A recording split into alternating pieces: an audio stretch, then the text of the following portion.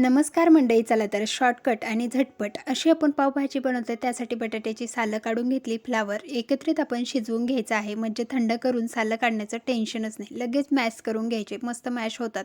Mash झाल्यानंतर कढईमध्ये 2 चमचे तूप घातलं, त्यामध्ये मोहरी घालायची, आलं लसूण पेस्ट घालायची, परतली की कढीपत्ता घालायचा. त्यानंतर कढीपत्तासुद्धा तेलामध्ये परतून घ्या. कांदा परतवायचा. कांदा इथे बारीक 2 मोठ्या साईजचे कांदे कट करून घेतले होते. त्यानंतर टॅमॅटोसुद्धा 4 घेतलेले आहेत कट करून. चांगलं परतवून घ्यायचं. शिमला मिरची घालायची, मीठ घालायचं आणि याला मिक्स करायचं. मिक्स करून घेतल्यानंतर झाकण ठेवून वाफवून घेतलं. त्यानंतर मॅश केलं. त्यामध्ये पावभाजी मसाला, लाल तिखट, घरगुती मसाला, त्यानंतर थोडीशी हळद आणि एक अर्ध लिंबू पिळून घेतलं. चांगलं तेल सुटेपर्यंत हा मसाला फ्राय केला.